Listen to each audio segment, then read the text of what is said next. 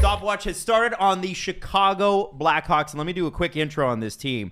They are improved. The question we got to tackle in the next 10 minutes is, are they actually good? Tyler Johnson. Right. They got Vezina winner, reigning Vezina winner Marc-Andre Fleury for literally nothing. Oh, you know how when a non-playoff team acquires a Vezina winner for nothing? You know how that happens all the time. And they got one of the best defensive players or best defensemen in the league in Seth Jones. Depends on who you ask. Yeah, well, I know there's a lot of people. Remember, Seth Jones had COVID, everybody. Relax on last year. And the return of Jonathan Toews, who did not play last year. They also lost Duncan Keith. Yes, he was beloved, but if you ask a lot of Blackhawks fans, it wasn't really a loss. It was time, right? He maybe wasn't a fit on the roster anymore in the same way that he would have been before. Do you look at the Hawks as a playoff team this year right now? They're impossible to read until I see them on the ice. It's such a different... I know we talk about intangibles and culture a little bit too much in this sport, but it's a huge factor with the Blackhawks. Let's not forget, the controversy surrounding the entire franchise. I think the players are going to largely push that from their minds. But you lose Duncan Keith, who's been a mainstay in terms of leadership for over a decade.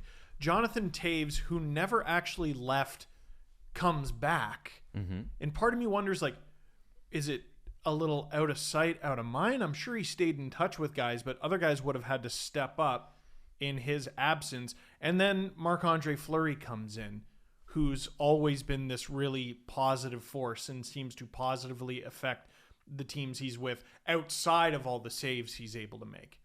He's also a year older, but he just won the Vezina. Do we really believe he's the best he's ever been? Marc-Andre Fleury? Yeah. I mean, this might be his Leonardo DiCaprio Revenant Oscar moment. I don't even know if that was the best season he's ever had. Probably not. But, I mean, even if he's 10% worse, 5% worse, still pretty good. He won the Vezina. The Vegas Golden Knights, what were they? They were first in goals against in the entire NHL. They were the best. The Blackhawks were 24th. And depending on who you ask, Seth Jones potentially makes that worse. Okay, all right. Now, okay. I don't know. We don't know. He could be an amazing fit in Chicago, and they'll be great, big minute eater guy.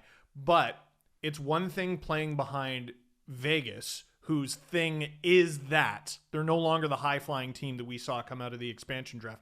They were a shut-down team. It's one thing playing behind that, and it's another playing behind the Chicago Blackhawks defense, which, frankly, has not been good for a long time. Right. Jesse Blake?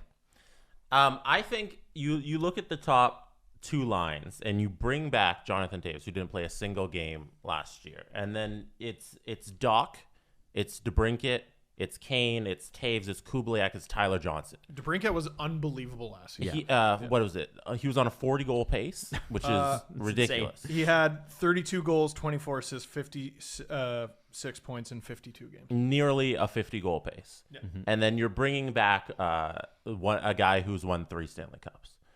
So I look at their forwards, and the central is so wide open that you need to see these guys on the ice to really know what they are. The back end didn't improve that much if you're taking away Seabrook and Keith, and you're bringing in Seth Jones, whose defensive numbers in Columbus were not great. They were atrocious. Him and Werenski, and they both got paid. He was the worst defender on Columbus at defending zone entries amongst all defensemen on his own team.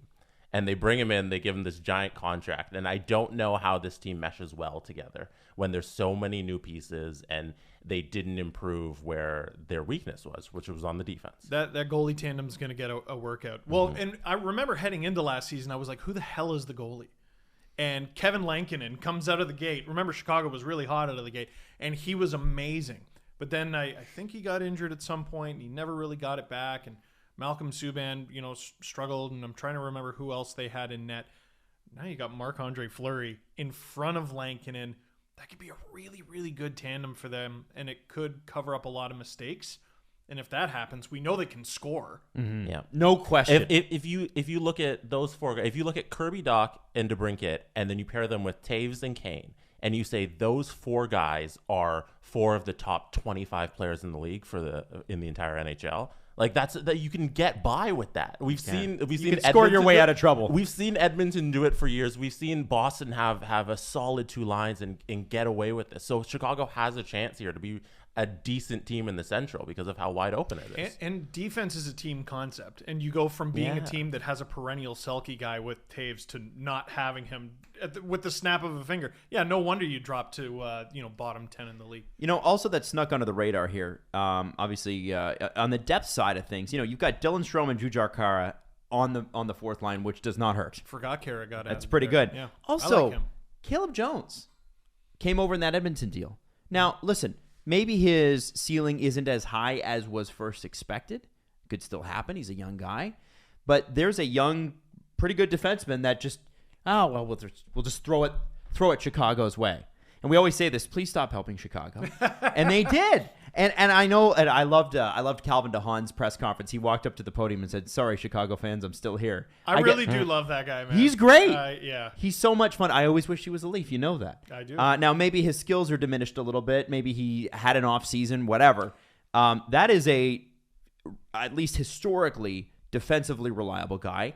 Jake McCabe. And he played with a broken leg, too. Is that right? He played with a fractured leg. Okay, so maybe we give him a little bit of a breather on that. That was everyone. The Twitter moment was him saying, "Oh, sorry, Blackhawks fans, I'm back." But what got buried because of that quote was he played with like a fracture for God knows how long. I wouldn't be very good at anything with a fractured leg. No. I just wouldn't. Not Jake McCabe, though, he is expected to be the guy that plays with Seth Jones.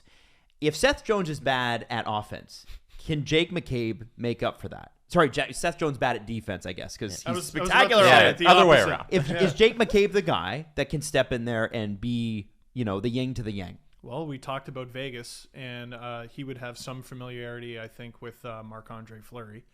So, there's a lot there with Chicago, but part of me wonders if it's the crest. You know what I mean? And we talk about the 3 Stanley Cups, man, that was 6 years ago. In which I would kill to cheer for a team that won 6 years ago, but it's a lot of it is behind them. So they're trying to start a new era, but they got a lot of the old era guys. I look at all the guys around the guys who have won the Stanley Cup, and those guys haven't done it. And it seems like, okay, we have the guys who know how to win, and then we have the new guys who hopefully take the step and learn how to win from these guys. Right. So, and in the Central, if they go, because they were about a 500 team last year, if they go slightly above 500, do they sneak into the third spot because of how terrible the division is? Imagine, what Steve said, you said they finished 24th in goals allowed. What if they finished 15th? That little percentage is that not a playoff higher team? might sneak them in. They were 16th in offense. And I got to imagine Taves helps both. That's an enormous wild card, though. You were talking about a $10.5 million player. Yes. And you don't know what he's still got. Well, the other thing is I want to quickly mention here, the Hawks do have some interesting contracts coming up at the end of the season, including Dominic Kubalik. So that will be very fascinating. Also, this is the second to last year of both the Kane and Taves monster deals. And I believe those were signed in the first year of our podcast. So people love saying that, comparing it to the Leafs, that they've never won with those contracts on the books. They won their last Stanley Cup the off season before those kicked in. Well, the Leafs are saying, well, screw you, we'll win it with more. Essentially. So very, very interesting year from Chicago. They are a big question mark team. But what I want to know from everybody on the panel today, where do they finish? I'll start with Jesse. I put them in as the 4th team in the Central. Okay. Yeah, I think they can get into the wild card spot. See, I think they're going to duke it out with Winnipeg. And we'll get to Winnipeg. I think they're going to duke it out with Winnipeg. And I am going to put them in 5th. Wow. Yeah, I know. I was the one that asked, are they a playoff team? I think that they are just going to get edged out by the Winnipeg Jets. My personal opinion. So the timer is now at 9:45. We'll wrap it here. That's your 10-minute season preview on the Chicago Blackhawks.